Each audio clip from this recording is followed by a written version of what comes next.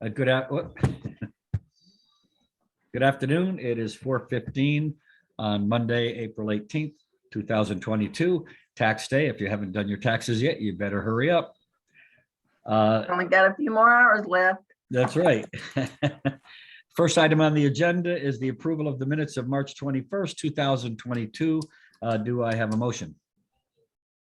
So moved. Commissioner Lopez moves. Any corrections, deletions, omissions? Yes, I have several. Okay, On page 2, under administrative report, line 5. For clarity, could we put a period behind priority and remove and capitalize they? okay, Okay, on page 3, under information items, line 1, complimentary should be PLI rather than PLE, mhm, MENTARY. And it also occurs in line 4 and paragraph 2, line 1. okay, And also on that page in paragraph 1, line 3, in dispatchers, the apostrophe should be removed.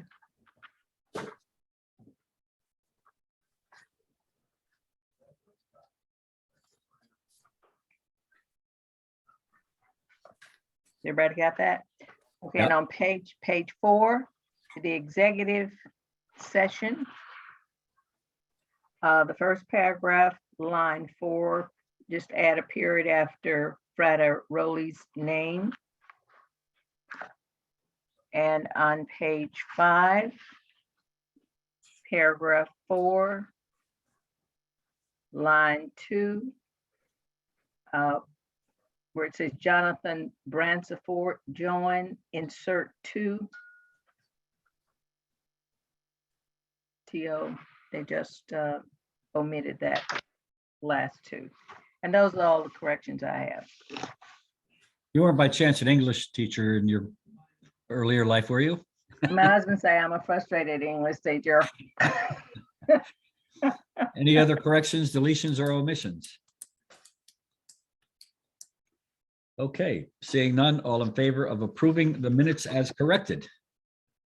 Aye. Aye. Motion carries unanimously. Next item on the agenda is public comment. Do we have anybody that wishes to address the police commission?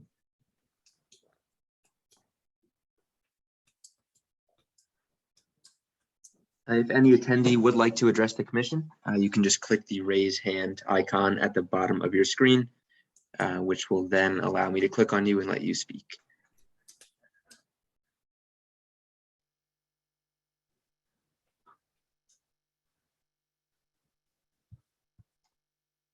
Right, looks like we are good to go from the public.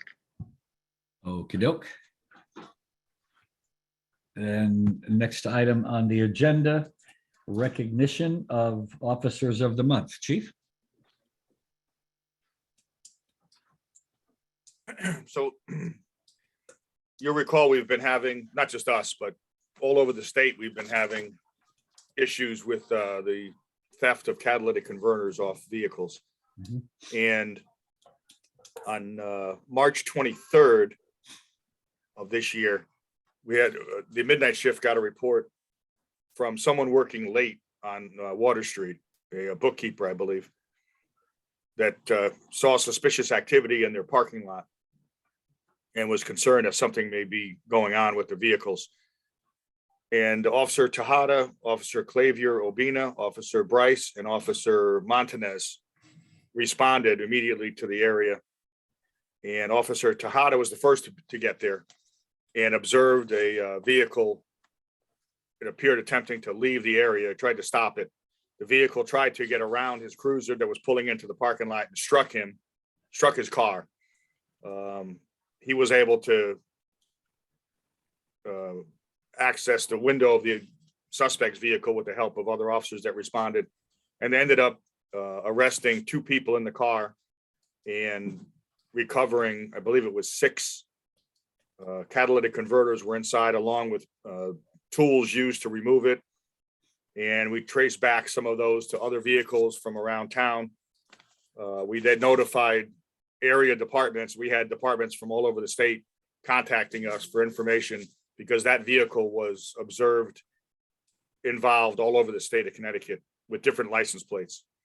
So not only did they do a great job of responding and arresting the individual without anyone being injured, but they probably are responsible for putting one of the most prolific thieves, so to speak, of catalytic converters in jail. So, and it really has made a huge dent in the reports that we've been getting from the theft of catalytic converters. So I just wanted to recognize officers Tejada, Clavier, Obina, Bryce, and Montanez for their outstanding work in arresting those 2.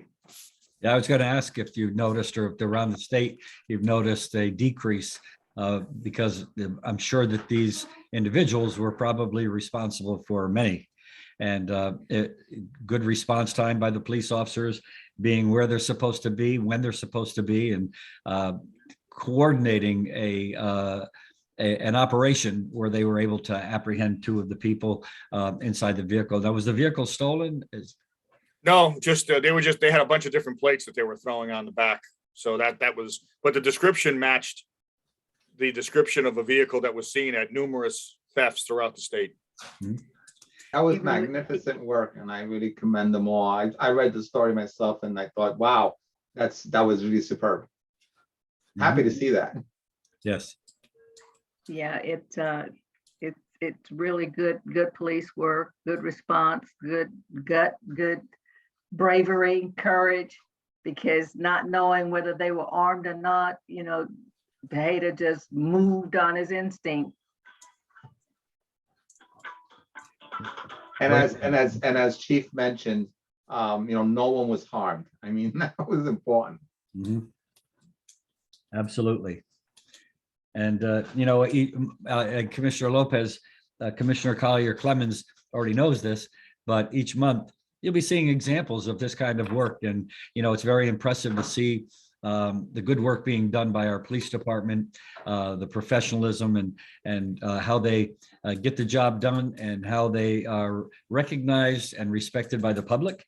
It's always nice when, and you'll see complimentary letters at the end, complimentary with an I. And and you'll see how much the public appreciates the officers and takes the time to write.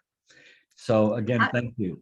I just like to say, Chief, oh gosh, that is a throwback, Mayor, that this really reminded me of what happens in the simulator and how quickly an officer has to assess the situation, Absolutely. decide what amount of force to use, it's just amazing, all of the faculties and all of the information that a police officer has to process within seconds in order to keep himself safe and the perpetrator from doing harm to him or himself. So it brought me to another level of appreciation for what our officers are trained to do and what they actually do in keeping our community safe and keeping themselves safe. I concur. And the other thing that I just wanted to quickly add was that I wasn't privy to all the details, just the actual news report, but there were 5, and they were very well coordinated because some came afterwards, if I understood the report correctly. And the coordination was superb also. Mm-hmm. Absolutely. And Commissioner Collier Clemens, you bring up a good point. And the officers certainly realize that when they're confronted, they have to make a split-second decision. If somebody or the officer may be hurt or they may lose their life. But then after they make that split-second decision, they're judged and second guessed for months and months to come by people who didn't have to experience that same kind of incident. Right, So, because that's a lot of stress, and they handle it well. Yes. And they're so well trained, and I just have just so much respect for the training, the recertification that is done on a monthly basis for our officers, and that they take it and they use it when they go out on the streets. yeah, we have an Kudos. excellent training division. Yes. Kudos, Deputy Chief Zeka. Okay, next item on the agenda, operations, patrol staffing, and selective enforcement. Deputy Chief Walsh. Good afternoon. For March of 2022 operations report, currently we're at 160 sworn personnel for March, 21 patrolman vacancies. There was 182 and 3/4 sick days used by sworn personnel, 184 and a half workman's comp days used by sworn personnel. Currently manpower assessment, 2 officers were currently in the academy. 5 officers are scheduled for the April academy, 5 spots reserved for June. And we're down to 3 officers. 1 officer did back out in queue for review by post for a comparative hire in May. Detective Bureau activity for March. Just one question, Deputy Chief. When you say the 160 and below that 21 patrolman vacancy, is that because the officers aren't on the street and it's not counting the people we've just put on? Yes, Okay. So actually, with the 9, I think that we put on, there's really 170 maybe. but yeah, well, this was not for on the March. street. So Okay. yeah, so that would reflect in the April report. Okay, thanks. Okay. Yeah, so it's reflective of March statistics. Okay, gotcha. Detective Bureau activity in significant cases. They opened up 50 cases opened up by the detectives. They have 1 major investigation going on involving a fraud, involving a local attorney, involving many victims throughout town. It's involving a lot of manpower. They have 2 detectives working on it currently. That should hopefully come to resolution in the next couple of months, but they are working with several agencies and working, getting restitution to some of these victims who are possibly out hundreds of thousands of dollars. Mhm. And the detectives are very busy conducting many background investigations for our application process currently. Special services activity, March 2020, they opened up 31 cases. In March, they opened up 1 fatal and 3 non-fatal overdose investigations. They're conducting several temporary liquor investigations for the summer applications, and they have ongoing narcotic investigations. Special Victims Unit is very busy. The school resource officers opened up 46 cases among the 3 of them. They're very busy in the school system. They have 1 ongoing human trafficking investigation and 4 ongoing sexual assault long-term investigations. They opened up 73 cases in the month of March. Very busy. Deputy Chief, I just got a question on this human trafficking. Is there significant activity in this area in Norwalk?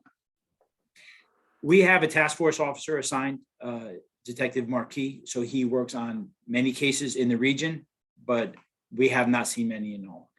Okay, okay, thank you. You're welcome. Traffic unit activity in March of 2022.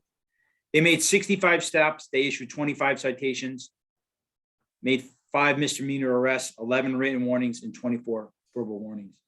They concentrated most of their selective enforcement locations on Richards Avenue, Hunters Lane, Easton Cannon, Silvermine Avenue, Dry Hill, Mark Drive, Glover, and Grist Mill due to many citizen complaints.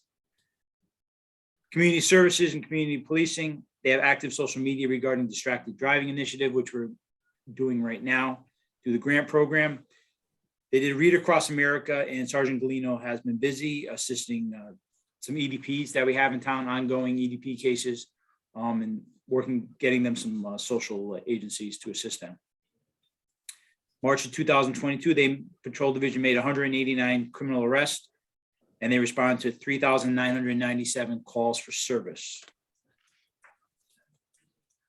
Infractions, as a department, we issued 129 infractions in the month of March.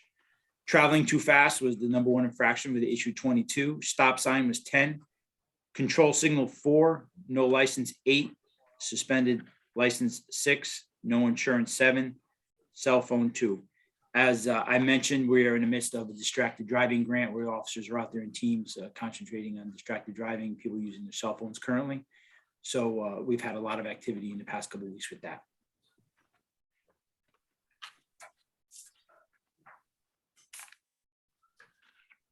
Okay, any questions of Deputy Chief Walsh?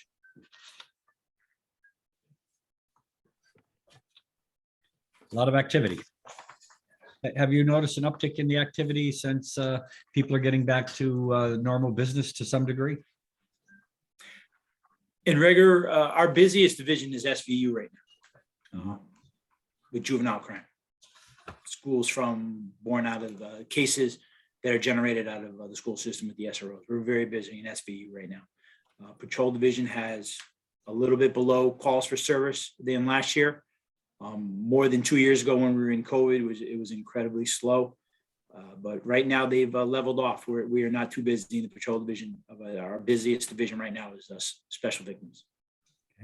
Assistant Deputy Chief, do we have any information on the demographics on in other words, traveling too fast? Who may they be? Do we have any information? Are they young or older? I'm just trying to get a sense. We can work on some data once the grant initiative is complete this month. They're still in the midst of doing it. So there's going to be a lot of data pulling in. I could possibly pull some data next month, but they're in the midst of it right now. Okay. Any other questions for Deputy Chief Walsh? Okay, seeing none, Deputy Chief Zecca, the administrative report. Okay, for training, we've continued our annual firearms and low light and use of force training. Our monthly ESU teams have trained, the tactical team, the crisis negotiation team, K9 unit, have all done monthly training. We're into review credit cycle for a third of the department. So they had classes on housing matters and legal concerns, driver training, police in the public, sexual harassment prevention, and search and seizure. And then NCIC recertifications, which is the collects computer system that we use. And also a few of the detectives completed training on this CISS system, which is the criminal information sharing system, the Connecticut information sharing system. In addition to that, of highlight is we are training 2 new officers as field training officers in preparation of the officers that we've been hiring. We'll need to train them once they get on out of the academy and on the road. So Officer Bardos and Officer Del Pino are being trained as field training officers. We had 2 officers attend MOI, which is methods of instruction, to become certified trainers, so they can teach some of our review credit training and get post credit. The officers attending those classes could get post credits, and that was Detective English and Officer Holmes.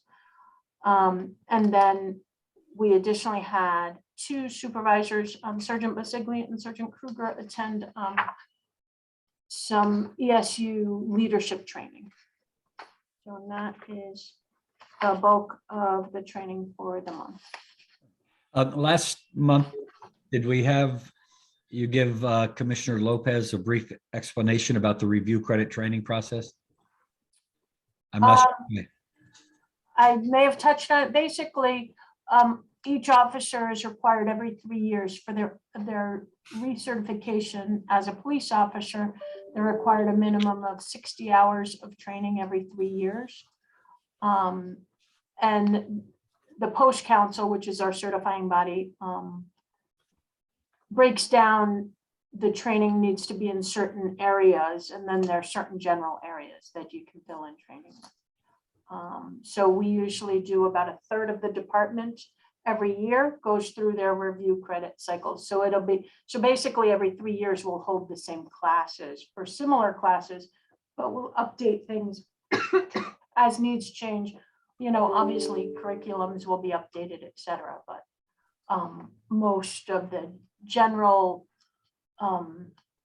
areas that we're training in stay the same. Thank you, Assistant Deputy Secretary. Next, Wait, any I've questions? got a Yeah. question. I've got a question for DC Zecca.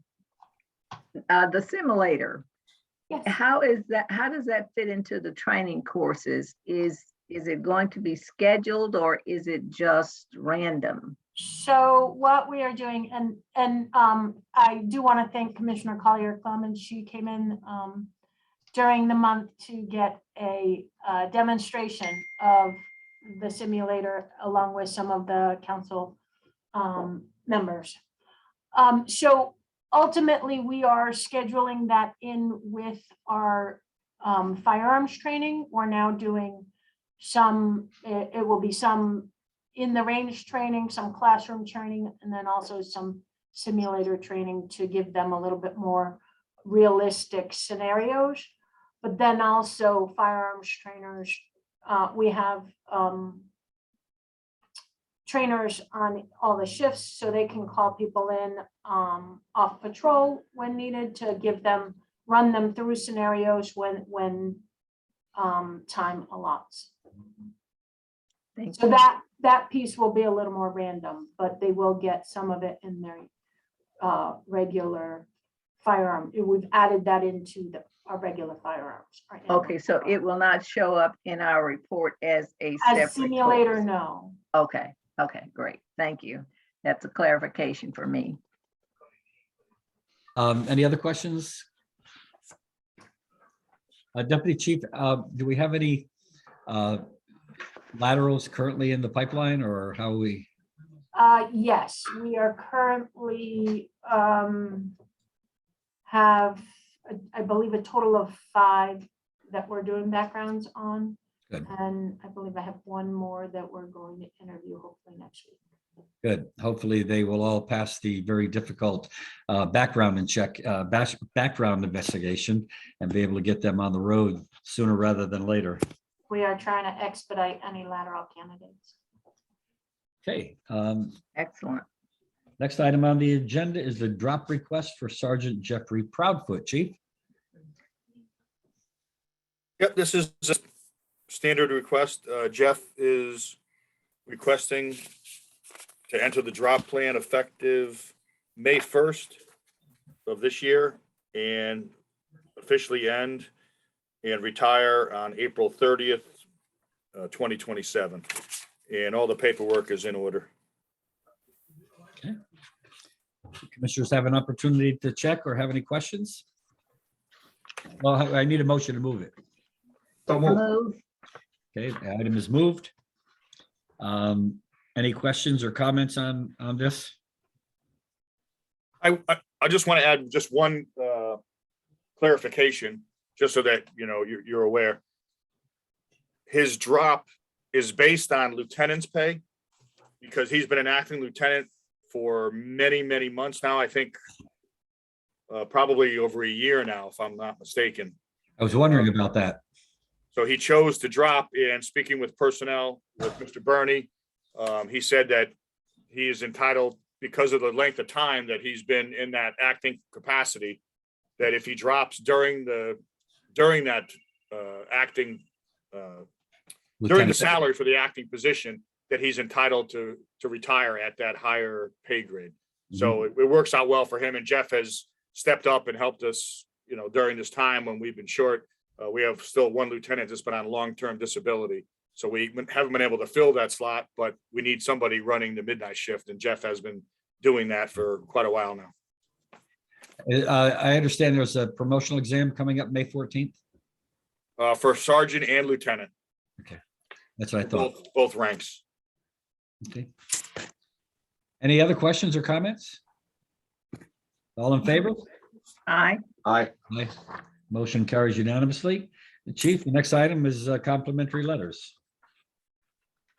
Yep, we have a few here. The first one is from the family of one of our officers who, unfortunately, his mother suffered a severe medical issue, and police, fire, ambulance responded. He happened to be working at the time. So he was able to be contacted and was able to assist his family. Thankfully, she recovered and she's doing well. But it was very touch and go at the time. And the family sent a nice letter thanking everyone for how they handled it, and also for the fact that they were able to contact their son and get him involved early on. And so it was worked out well, thankfully. Chief, I just like to comment on this particular one.